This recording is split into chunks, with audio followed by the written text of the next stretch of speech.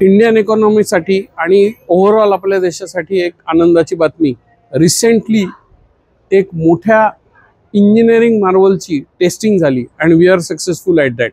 Yes, I am speaking of the Chenab bridge build by the Indian railways. हा एक मानाचा तुरा आहे आपल्या इकॉनॉमीसाठी, not just for the Indian railways पण ओव्हरऑल भारतासाठी ही चांगली घटना आहे and we should be proud of this.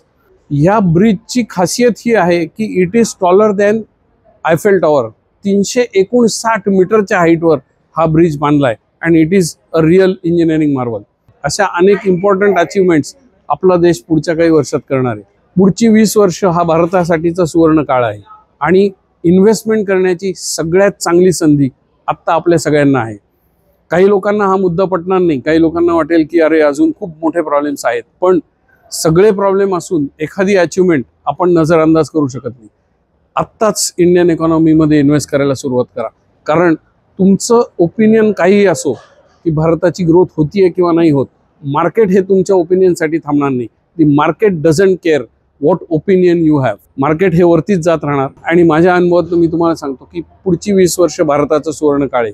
If you are not investing in Indian economy you are missing big time. आजच तुमची इन्व्हेस्टमेंट सुरू करा। तुमच्या स्क्रीनवर जो नंबर दिसतोय तिथे माझ्याशी संपर्क साधा आणि मी तुम्हाला इन्व्हेस्टमेंट करायला मदत करेन। I am enjoying a good time in Bologna, Italy. You have a look at the beautiful architecture here. Bye bye.